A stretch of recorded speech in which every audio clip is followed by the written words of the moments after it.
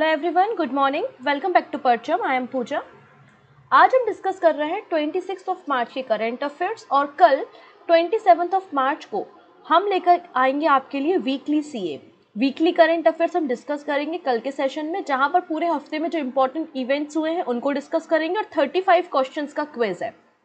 ठीक है, उस क्विज को भी हम वहाँ पर देखेंगे और हम चेक करेंगे कि आपका क्या स्कोर रहता है और कितनी तैयारी आपकी चल रही है। तो कल आपको 35 क्वेश्चन का एक क्विज मिलेगा, इसलिए वीकली सीए अटेंड करना नहीं भूलेंगे।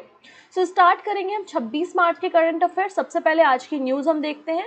न्यूज़ के बाद आपको हेडलाइंस मिल जाएंगी, तो हेडलाइंस के ज़रिए आप जो है वो रिवीजन आसान कर सकते हैं, आसानी से कर सकते हैं रिवीजन। इसके अलावा हिंदी और इंग्लिश दोनों में आपकी हेडलाइंस होती है, जिससे आपको पढ़ने में कोई भी दिक्कत ना हो। फिर आप रिवीजन क्वेश्चन देखेंगे और क्वेश्चन ऑफ द डे का आंसर आप हमेशा की तरह हमें कमेंट सेक्शन में देंगे।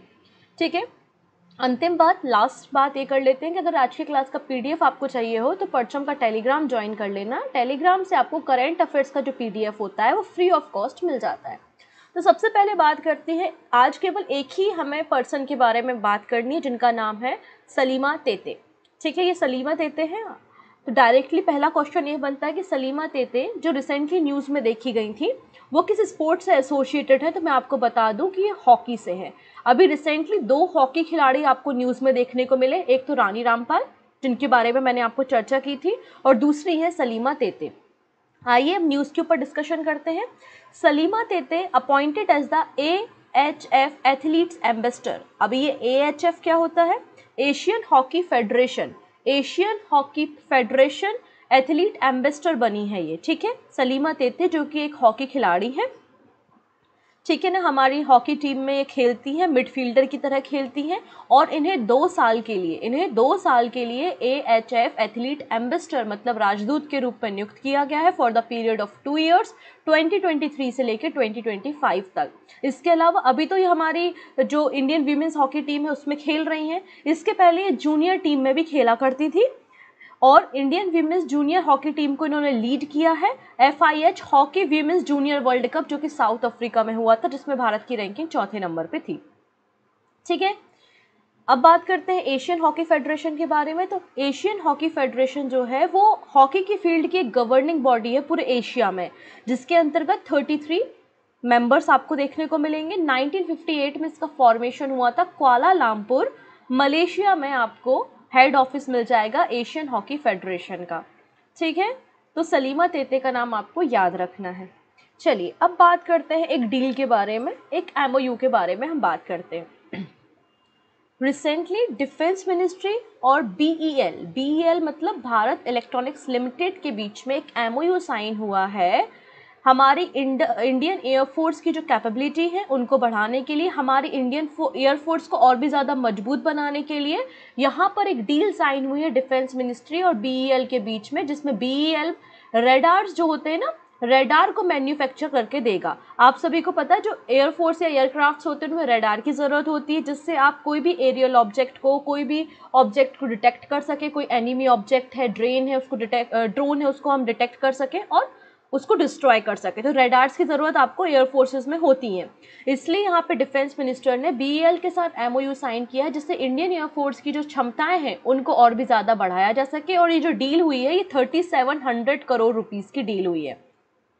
ठीक है, reason to enhance the operation capability of the Indian air force. पहला जो कॉन्ट्रैक्ट हुआ है 2800 करोड़ का, इसमें इंडियन एयरफोर्स को मीडियम पावर रेडार MPR, ठीक है ना, मीडियम पावर रेडार अरुधरा जो है वो दिया जाएगा। ये अरुधरा जो है इसको डिज़ाइन करने का काम DRDO कर रहा है, जबकि इसको मैन्युफैक्चर करने का काम BEL कर रहा है। तो इस बात को भी आपको याद रखना है। अगर डायरेक्टली क्वेश्चन पूछा जा सकता है कि अरुधरा क्या है, तो आपको पता होना चाहिए कि एक मीडियम पावर रेडार है जिसको डिज़ाइन DRDO कर रहा है, जबकि मैन्युफैक्चरिंग करने का काम BEL कर रहा है, भारत इलेक्ट्रॉनिक्स लिमिटेड। ठीक है, सेकेंड कॉन्ट्रैक्ट जो है वो 950 करोड़ रुपए का 950 करोड़ रुपीस का हुआ है, जिसमें रेडार वार्निंग रिसीवर जो है वो दिए जाएंगे और इसको भी BEL के द्वारा तैयार किया जा रहा है। ये दोनों जो प्रोजेक्ट बनाए जा रहे हैं बेसिकली IDMM कैटेगरी के अंदर बनाए जा रहे हैं। अब आप सोचेंगे कि IDMM कैटेगरी क्या होती है, तो IDMM कैटेगरी का मतलब indigenous design developed and manufacture, मतलब पूरी तरीके से मेड इन इंडिया है, इसे भारत में ही डिज़ाइन किया जा रहा है, डेवलप भी भारत कर रहा है और मैन्युफैक्चरिंग भी भारत कर रहा है। तो आत्मनिर्भर भारत के अंतर्गत ये जो कैटेगरी बनाई गई थी, तो डिफेंस मिनिस्ट्री और BEL के बीच में ये 3700 करोड़ रुपए की डील साइन हुई है, ठीक है ना। तो आप यहाँ पे देख सकते हैं कि DRDO ने इसे डिज़ाइन किया, जबकि BEL इसे मैन्युफैक्चर कर रही है ना, डेवलपमेंट और आपने देख लिया मैन्युफैक्चरिंग। और ये जो आपका DR-118 रेडार वार्निंग रिसीवर है, इसका यूज़ सुखोई 30 एयरक्राफ्ट में किया जाएगा। भारत इलेक्ट्रॉनिक्स लिमिटेड जो है वो गवर्नमेंट ऑफ इंडिया की एक गवर्निंग बॉडी है, आप कह सकते हैं, जिसको 1954 में बनाया गया था और बेंगलुरु में आपको इसका हेड ऑफिस भी मिल जाएगा। नेक्स्ट बात करते हैं एक्सरसाइज वायु प्रहार के बारे में। तो एक्सरसाइज वायु प्रहार कंक्लूड हुई है और एक्सरसाइज जो वायु प्रहार है वो इंडियन आर्मी और इंडियन एयरफोर्स के बीच में होती है, मतलब इंडियन आर्मी और इंडियन एयरफोर्स साथ में इस एक्सरसाइज में पार्टिसिपेट करते हैं, जिससे दोनों एक्सरसाइज मतलब दोनों जो हमारी इंडियन आर्मी और इंडियन एयरफोर्स है, दोनों के बीच में रिलेशंस अच्छे हों, दोनों एक स्ट्रेटजी बना के काम कर सके कि आपके बॉर्डर एरिया में अगर कोई ऐसी कंडीशन आती है जहाँ पे दोनों फोर्सेस की ज़रूरत है तो वो दोनों साथ में कैसे काम कर सकती हैं। तो basically multi domain air land exercise है जिसका नाम है एक्सरसाइज वायु प्रहार, और इसको ईस्टर्न थिएटर कमांड में जो है वो कंडक्ट कराया जा रहा है, ठीक है। और ये 96 आवर की आपकी एक एक्सरसाइज है जो कि इंडियन आर्मी और इंडियन एयरफोर्स के बीच में हो रही है।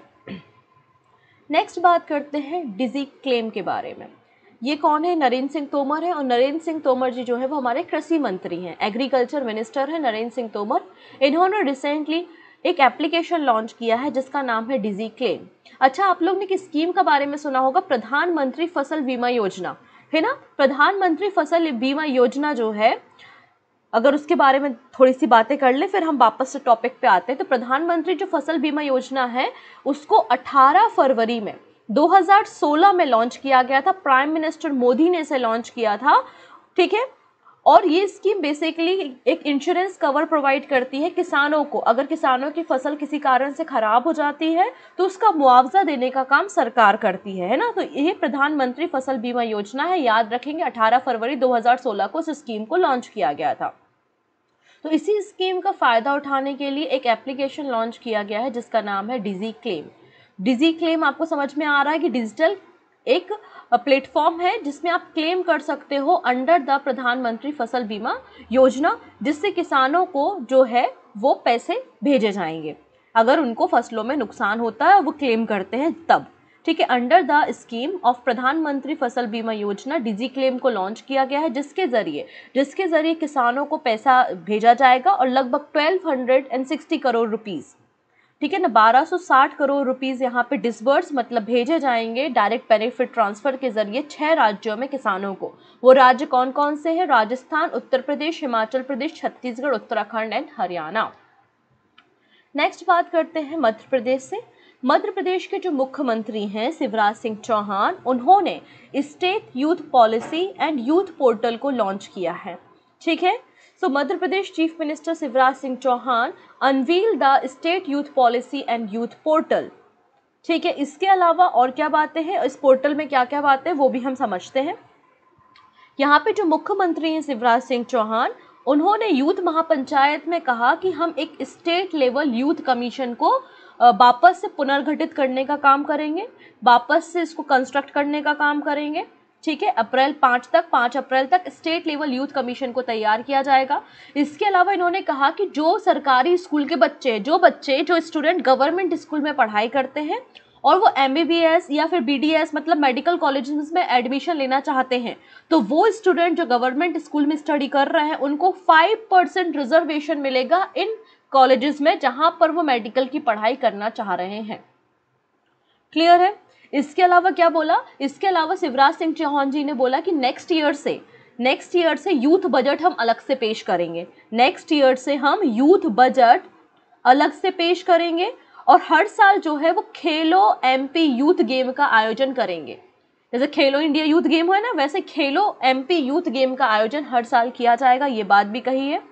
इसके अलावा मुख्यमंत्री युवा कौशल योजना है ना, मुख्यमंत्री युवा कौशल अर्निंग स्कीम को लॉन्च किया गया है। इसमें बोला गया है कि जो युवा हैं, जो बेरोजगार हैं मध्य प्रदेश में, वो यहाँ पर अप्लाई करें और उनको जो है वो ट्रेनिंग दी जाएगी, लर्निंग कैपेबिलिटी सिखाई जाएंगी, नए नए कोर्सेज सिखाए जाएंगे और उनको 8,000 रुपये यहाँ पर मंथली जो स्टाइफन होती है वो भी प्रोवाइड की जाएगी। तो इस तरीके से एक यूथ पोर्टल और यूथ पॉलिसी जो है वो मध्य प्रदेश राज्य सरकार ने लॉन्च की है।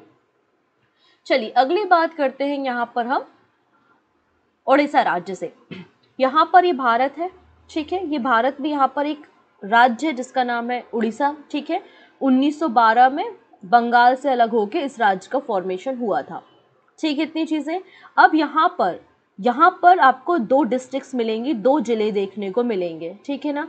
ऊपर आप देखेंगे बारगढ़ डिस्ट्रिक्ट और नीचे है आपका बालनगीर डिस्ट्रिक्ट। इन दोनों जिलों के बीच में आपको एक हिल रेंज देखने को मिलेगी जिसका नाम है गंधमर्दन हिल रेंज, ठीक है, उड़ीसा राज्य में है। इतना आपको लोकेशन में क्लियर हुआ होगा। इसे बायोडाइवर्सिटी हेरिटेज साइट डिक्लेयर किया गया है स्टेट गवर्नमेंट के द्वारा। गंधमर्दन हिल रेंज को जो है बायोडाइवर्सिटी हेरिटेज साइट डिक्लेयर किया गया है under the Orissa biodiversity rule 2012। क्यों डिक्लेयर किया है? क्योंकि यहाँ का इकोसिस्टम बहुत फ्रेजाइल है। यहाँ पर 1200 से ज़्यादा स्पीसीज पाई जाती हैं। बहुत सारे यहाँ पे मेडिसिनल प्लांट्स पाए जाते हैं और कई सारे तो मेडिसिनल प्लांट ऐसे हैं कि क्लाइमेट चेंज के कारण जो है वो एक्सटिंक्ट होते जा रहे हैं। तो इस पूरे इकोसिस्टम को बचाने के लिए उड़ीसा राज्य सरकार ने इसे बायोडाइवर्सिटी हेरिटेज साइट डिक्लेयर किया गया है। और आपको मैं बता दूं, जो गंधमर्दन हिल रेंज है इसे आयुर्वेदिक पैराडाइज ऑफ उड़ीसा के नाम से भी जाना जाता है। आयुर्वेदिक पैराडाइज क्यों बोल रहे हैं? क्योंकि बहुत सारे ऐसी मेडिसिन है जो आयुर्वेदा में यूज़ होती है, जिनका मेडिकल पर्पस है, मेडिकल फील्ड में जिनको यूज़ किया जाता है। This hill consist of medicinal plants. The hill system is considered the Ayurvedic paradise of Orissa. तो इसलिए यहाँ पे उड़ीसा राज्य सरकार के द्वारा ये जो हिल एरिया है, हिल रेंज है, इसे बायोडाइवर्सिटी हेरिटेज साइट डिक्लेयर किया गया है, ठीक है ना। तो कोई भी एरिया अगर आप उसे बायोडाइवर्सिटी हेरिटेज बनाते हैं, इसका मतलब कि वहाँ बहुत यूनिक है, वो वहाँ की इकोलॉजी बहुत फ्रेजाइल है, ठीक है। वहाँ पे बहुत बायोडाइवर्सिटी बहुत ज़्यादा है। वहाँ पे कई वैरायटी के आपको स्पीसीज प्लांट्स देखने को मिल रहे हैं और जो कि थ्रेटेंड है, मतलब जिनको खतरा है और उनको प्रोटेक्ट करने की ज़रूरत है। ऐसे एरियाज़ को बायोडाइवर्सिटी हेरिटेज साइट डिक्लेयर किया जाता है, जिससे उन एरिया को उनके प्रिजर्वेशन का काम, प्रोटेक्शन और कंजर्वेशन और मैनेजमेंट का काम किया जा सके। इसलिए इसे गंधमर्दन हिल रेंज को बायोडाइवर्सिटी हेरिटेज साइट डिक्लेयर किया है। अगर बात करते हैं, यहाँ पर 2 हिस्टोरिकल मॉन्यूमेंट्स भी आपको देखने को मिलेंगे, 2 पवित्र साइट, 2 धार्मिक स्थान भी आपको इस हिल रेंज में देखने को मिलेंगे, ठीक है ना। अगर मैं इस हिल रेंज की बात करूं तो इस हिल रेंज के अगर आप नदन स्लोप में देखेंगे तो नदन स्लोप में आपको नूर सिंहनाथ टेम्पल देखने को मिलेगा। वहीं आपको सदर्न साइड में जो है हरिशंकर टेम्पल देखने को मिलेगा। तो 2 पवित्र साइट या हिस्टोरिकल मॉन्यूमेंट्स भी आपको इस हिल रेंज में देखने को मिलेंगे, ठीक है। चलो नेक्स्ट बात करते हैं अब कर्नाटका से। अब देखिएगा, थोड़ा सा बैकग्राउंड समझते हैं, फिर पूरी बात को आप समझ पाएंगे। हर राज्य सरकार, आपको पता है, रिजर्वेशन प्रोवाइड करती है। SC, ST, OBC है ना, EWS कैटेगरी जो होती हैं, सबके लिए अलग अलग रिजर्वेशन कोटा हर एक राज्य में अलग अलग होता है। ये बात आपको पता है। सेंट्रल का रिजर्वेशन अलग होता है और राज्यों की जो जनसंख्या है, राज्यों में जो पॉपुलेशन है, उसके हिसाब से राज्य सरकार डिसाइड करती है कि हमारे राज्य के लोगों को हम कितना रिजर्वेशन प्रोवाइड करेंगे।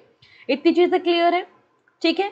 अब कर्नाटका राज्य में क्या था? तो कर्नाटका राज्य में अगर देखेंगे तो यहाँ पे कैटेगरी वाइज इन्होंने रिजर्वेशन प्रोवाइड किया था। इन्होंने अलग अलग कैटेगरी बनाई थी, जैसे कि कैटेगरी 1। तो ये कैटेगरी 1 जो थी वो बैकवर्ड क्लासेस जो होती हैं उन्हें 4% रिजर्वेशन देती थी। वहीं जो कैटेगरी 2A थी, तो ये जो अदर बैकवर्ड क्लासेस हैं, क्योंकि इन्होंने जो बैकवर्ड क्लासेस हैं उनको 2 कैटेगरी में बांटा है। मतलब एक जो एक बैकवर्ड क्लासेस है और एक मोस्ट बैकवर्ड क्लासेस है, और जो और भी ज़्यादा पिछड़ी हैं। तो अलग अलग कैटेगरी यहाँ पे रखी हुई थी। तो कैटेगरी 1 में बैकवर्ड क्लासेस थी जिनको 4% रिजर्वेशन दिया था। फिर कैटेगरी 2A थी जिसमें अदर बैकवर्ड क्लासेस या OBC थी, जिनको आपने 15% रिजर्वेशन दिया हुआ था। अगली जो कैटेगरी थी वो थी कैटेगरी 2B। अभी कैटेगरी 2B क्या है? तो जो मुस्लिम कम्युनिटी है वो भी तो ओबीसी में आती है, तो मुस्लिम कम्युनिटी जो ओबीसी में आती है उसको यहाँ पे 4% रिजर्वेशन, देखो ओबीसी कैटेगरी अलग है और 2B के अंतर्गत यहाँ पे आप देखेंगे जो अलग से कैटेगरी बनाई है 2B, वहां पर मुस्लिम कम्युनिटी के लिए 4% रिजर्वेशन था, ठीक है ना। इसके अलावा कैटेगरी 3A आप यहाँ पे देखेंगे, कैटेगरी 3A में बोकलीगस के लिए 4% और लिंगायतन के लिए भी आप देखेंगे तो 5% रिजर्वेशन था। एससी के लिए 15% और एसटी के लिए आपको यहाँ पे 3% रिजर्वेशन देखने को मिलेगा। तो टोटल जो है 50% के कैप पर ही पहुंच जाती है और सुप्रीम कोर्ट कहता है कि किसी भी राज्य में 50% से ज़्यादा रिजर्वेशन आप नहीं देंगे। क्लियर है, ये कैटेगरीज आपको क्लियर हुई है। अब यहाँ पे कर्नाटका राज्य सरकार ने क्या किया है, तो कर्नाटका राज्य सरकार ये जो कैटेगरी 2B है जहाँ पे मुस्लिम कम्युनिटी के जो ओबीसीज हैं उनको जो आप 4% रिजर्वेशन देते थे आपने इसे खत्म कर दिया, इसे क्या कर दिया, खत्म कर दिया। तो कैटेगरी 2B के अंतर्गत जो मुस्लिम्स थे कर्नाटका राज्य में जिनको 4% रिजर्वेशन दिया जाता था, कर्नाटका राज्य सरकार की कैबिनेट ने रिसेंटली एक बिल पास किया है और उसमें इनका रिजर्वेशन क्या है, खत्म कर दिया है। और ये जो 4% का रिजर्वेशन था ये 2 पार्ट्स में डिवाइड कर दिया है, 2 पार्ट्स में, 2% में। ये 4% का रिजर्वेशन जो है, एक तो ओबीसी कम्युनिटी जो थी, मुस्लिम कम्युनिटी, उनका रिजर्वेशन खत्म किया। अब खत्म किया तो क्या मतलब है, इनको रिजर्वेशन नहीं मिलेगा, मिलेगा। अभी मुस्लिम कम्युनिटी जो है ना कर्नाटका राज्य की, वो अब चली गई है ईडब्ल्यूएस कैटेगरी में। जो अदर बैकवर्ड क्लासेस होते, सॉरी जो इकोनॉमिक वीकर सेक्शन होता है ना, अब मुस्लिम कैटेगरी को कर्नाटका राज्य ने ओबीसी से बाहर निकालकर ईडब्ल्यूएस में डाल दिया है। मतलब उनको ईडब्ल्यूएस के दायरे में रहते हुए 10% रिजर्वेशन मिलेगा और ये 4% रिजर्वेशन था इसको यहाँ पे खत्म कर दिया है। अब इस 4% का क्या होगा, तो इस 4% को 2 ग्रुप में डिवाइड कर दिया है। ये जो लिंगायतन थे, इन लिंगायतन कम्युनिटी को पहले यहाँ पर आप देखेंगे 5% रिजर्वेशन मिलता था, 2% यहाँ पर ऐड करके इनको 7% रिजर्वेशन दे दिया। वहीं आप कैटेगरी 3A में देखेंगे यहाँ पर एक कम्युनिटी रहती है जिसका नाम है बोकलीगस, तो बोकलीगस को 4% रिजर्वेशन था, उसमें 2% ऐड कर दिया तो इनको अब 6% रिजर्वेशन मिलेगा। मैटर समझ में आया। और जो कैटेगरी 2B थी आप देखेंगे अब इसको यहाँ पे कोई भी कैटेगरी, यहाँ पे मतलब कोई भी रिजर्वेशन नहीं मिलेगा। तो ये किया है कर्नाटका राज्य सरकार ने, ठीक है ना। तो कर्नाटका सरकार ने रिसेंटली 4% जो मुस्लिम कम्युनिटी को रिजर्वेशन दिया जाता था उसे ख़त्म कर दिया है और उनके 4% रिजर्वेशन को 2 अलग अलग डोमेन में, 2 अलग अलग कम्युनिटी में डिवाइड कर दिया है। एक है लिंगायतन कम्युनिटी जिनको 2% और एडिशनल रिजर्वेशन दिया जाएगा, पहले 5 था अब 2 जोड़ के यहाँ पे 7% रिजर्वेशन हो गया है। वहीं है बोकलीगस, बोकलीगस को पहले 4% रिजर्वेशन था, अब इसको भी 2% और मिल गया है तो इनका रिजर्वेशन 6% हो गया है। और ये जो मुस्लिम कम्युनिटी थी अब इसको अदर बैकवर्ड क्लासेस से बाहर निकाल के इकोनॉमिक वीकर सेक्शन में डाल दिया है, तो इकोनॉमिक वीकर सेक्शन के अंतर्गत इनको 10% रिजर्वेशन मिलेगा। इस इकोनॉमिक वीकर सेक्शन में कर्नाटका राज्य में और भी कम्युनिटीज आती हैं जैसे कि ब्राह्मण हैं, जैन हैं, और भी कम्युनिटी यहाँ पर ऑलरेडी एग्जिस्ट कर रही हैं। क्योंकि यहाँ पे 2011 के सेंसस के अकॉर्डिंग देख रहे हैं तो मुस्लिम कम्युनिटी जो है वो 13% है स्टेट की पॉपुलेशन की, ठीक है। जबकि यहाँ पे जो लिंगायतन है जो हमने कम्युनिटी देखी है, ये आप देखेंगे स्टेट पॉपुलेशन का 16% आपको देखने को मिलेगा। लगभग कर्नाटका राज्य में 1.5 करोड़ 1.5 करोड़ जो है वीर शैव लिंगायतन कम्युनिटी के लोग यहाँ पर रहते हैं। अगर हम बात करते हैं तो टोटल 224 जो MLAs हैं उनमें से 52 MLAs जो है वो इसी कम्युनिटी से बिलोंग करते हैं। अब ये कम्युनिटी क्या है, लिंगायतन क्या है, तो अगर उसके ऊपर चर्चा करें तो लगभग 12th सेंचुरी में आप देखेंगे एक social reformer, philosopher and poet हुए थे जिनका नाम है बसवेश्वरा। उन्होंने लिंगायतन की शुरुआत की थी और ये कास्ट सिस्टम जो उस समय चलता था या वैदिक रिचुअल्स जो थे उसके खिलाफ थे, उनके अगेंस्ट थे। उनका मानना था कि गॉड एक है, वन गॉड पे बिलीव करते थे, ठीक है, वन गॉड पे ये लोग बिलीव करते थे और एक ही गॉड है, एक ही भगवान है, वो कौन है, लिंगा, लिंगा मतलब शिवा। तो इस तरीके से पूरी चेंजेस यहाँ पे कैबिनेट ने पास किए। आई होप आपको इतना मैटर समझ में आया होगा, ठीक है। नेक्स्ट है अर्बन क्लाइमेट फिल्म फेस्टिवल 2023। तो फर्स्ट ये पहली बार हो रहा है, ठीक है। अर्बन क्लाइमेट फिल्म फेस्टिवल का आयोजन किया जा रहा है नई दिल्ली में 24 से लेकर 26 मार्च तक, ठीक है। 24 से लेकर 26 मार्च तक नई दिल्ली में इसका आयोजन किया जा रहा है और इसको ऑर्गेनाइज करने का काम ministry of housing and urban affairs, government of India and French development agency और यूरोपियन यूनियन की मदद से इसका आयोजन किया जा रहा है। यहाँ पे जो क्लाइमेट चेंज से रिलेटेड डॉक्यूमेंट्री और मूवीज़ होती हैं ना, अवार्ड विनिंग मूवीज़ अलग अलग कंट्रीज़ की, वो यहाँ पर दिखाई जाएंगी। तो 11 फिल्म 9 कंट्रीज़ की जो कि क्लाइमेट चेंज से एसोसिएटेड है, उनको यहाँ पर दिखाया जाएगा, ठीक है। और इस तरीके का ये पहला भी फिल्म फेस्टिवल हो रहा है। नेक्स्ट बात करते हैं, अगेन गवर्नमेंट ऑफ इंडिया के द्वारा सेंट्रल गवर्नमेंट के जो एम्प्लॉयज़ हैं एंड पेंशनर्स हैं, उनका डीए 4% अगेन बढ़ा दिया है। मतलब 38% डीए से बढ़ाकर 4% ऐड कर दो तो कितना हो गया, 42% यहाँ पर डीए कर दिया गया है, ठीक है। चलो इस पूरी न्यूज़ को हम थोड़ा सा समझ लेते हैं। Cabinet approves 4% hike in the dearness allowances to central government employ. Cabinet केंद्र सरकार ने कर्मचारियों को जो महंगाई भत्ता था उसमें 4% की बढ़ोतरी कर दी है, जो कि अब 42% हो गया है, ठीक है, जो कि अब 42% हो गया है 4% इंक्रीमेंट के बाद, जिससे लगभग 47 लाख जो सेंट्रल गवर्नमेंट के एम्प्लॉयज़ हैं और 69 लाख जो पेंशनर्स है, 69 लाख जो पेंशनर्स हैं, उनको इससे फ़ायदा होगा। और ये जो सारी चीज़ें ये इंक्रीमेंट किया गया है वो 7th सेंट्रल पे कमीशन के अंतर्गत किया है। अभी महंगाई भत्ता क्या होता है या डीए क्या होता है, तो जो सेंट्रल गवर्नमेंट के एम्प्लॉय होते हैं उनकी जो बेसिक सैलरी होती है उसके ऊपर डीए दिया जाता है। डीए जो है वो लोकेशंस के हिसाब से वेरी करता है, और जो इन्फ्लेशन होता है, जो महंगाई बढ़ती है ना, उसके हिसाब से भी ये वेरी करता है, ठीक है। इतनी चीज़ें, क्योंकि कॉस्ट ऑफ लिविंग वगैरह को ध्यान में रखते हुए ये डीए डिसाइड किया जाता है। DA is paid in addition to the basic pay and is subject to the income tax, ठीक है। नेक्स्ट बात करते हैं प्रधानमंत्री उज्ज्वला योजना के बारे में। अच्छा, ये प्रधानमंत्री उज्ज्वला योजना है क्या और कब इसकी शुरुआत हुई, पहले इस पर चर्चा करते हैं, फिर हम करंट न्यूज़ पे आएंगे। तो बेसिकली मिनिस्ट्री ऑफ पेट्रोलियम और नेचुरल गैसेस के द्वारा यहाँ पर जो बीपीएल कार्ड धारक होते हैं, जिनके पास बिलो पॉवर्टी लाइन वाला कार्ड होता है, उनके घर में बिना डिपॉजिट कराए एलपीजी कनेक्शन प्रोवाइड किए जाते हैं under the prime minister Ujjwala योजना, ठीक है। तो प्रधानमंत्री जो उज्ज्वला योजना है, इसकी शुरुआत 2016 में 1 मई 2016 में हुई थी। ये डेट आपको याद रखना है, किसी एग्जाम में छपी हुई मिलने वाली है।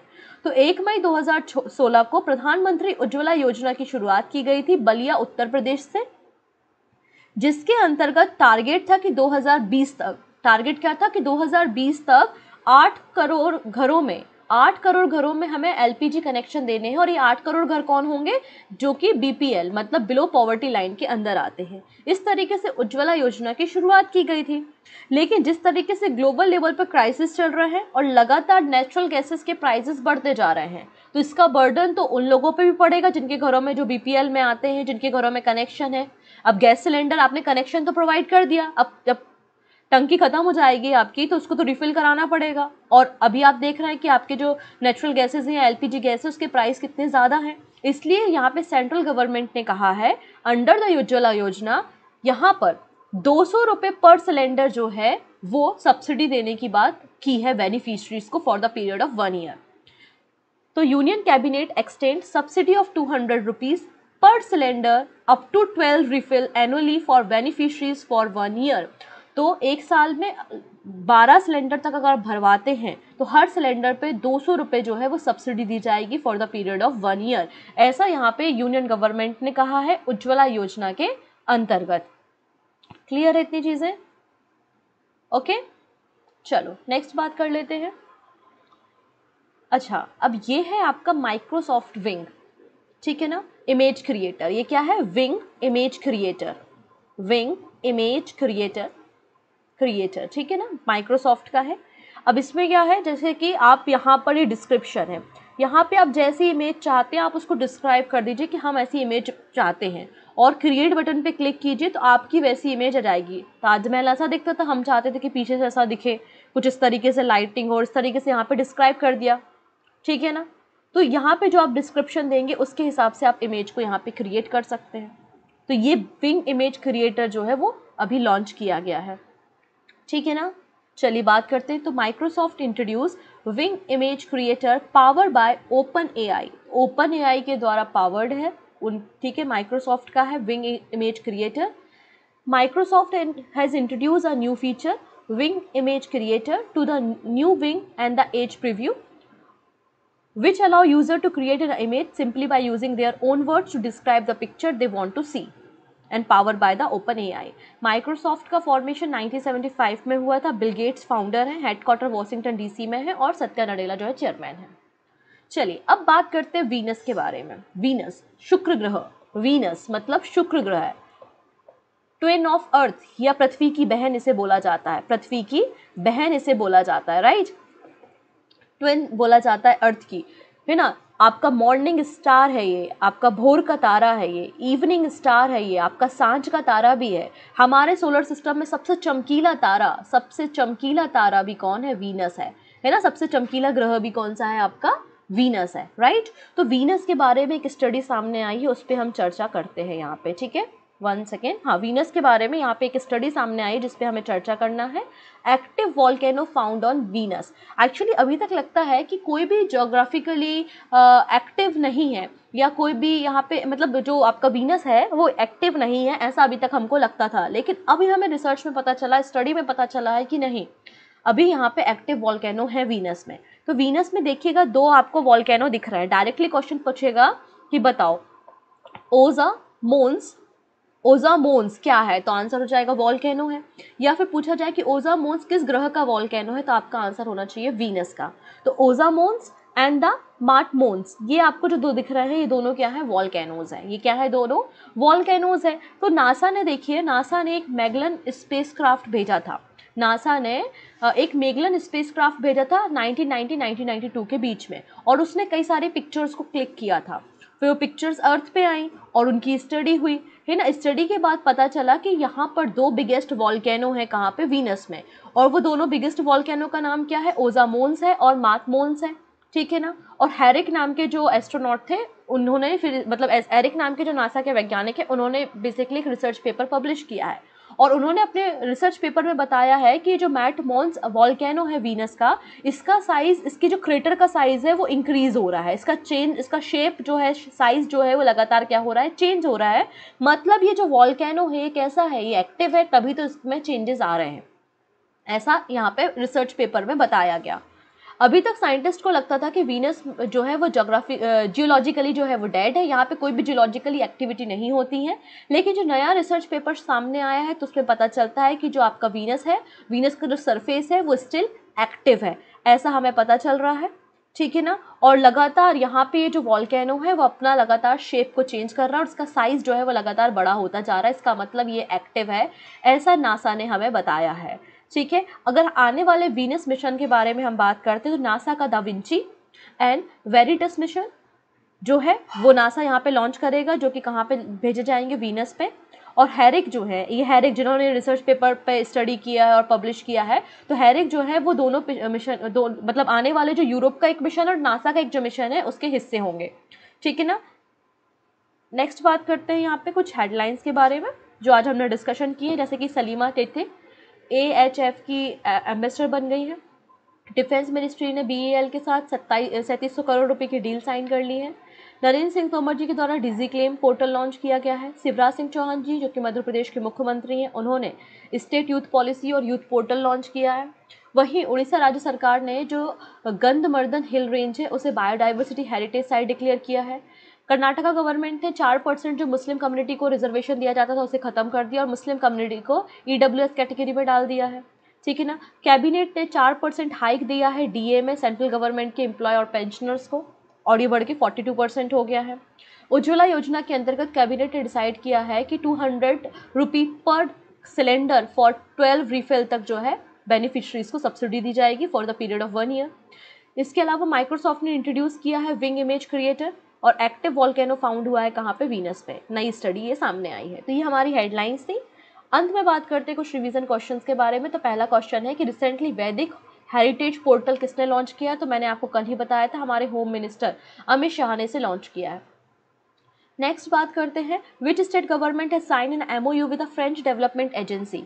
फ्रेंच डेवलपमेंट एजेंसी के साथ सैनिटेशन के लिए, सीवेज प्रॉपर बनाने के लिए और ड्रिंकिंग वाटर सप्लाई के लिए किसने यहाँ पे डील साइन की है? तो आंसर हो जाएगा Himachal Pradesh. Option D is the right answer.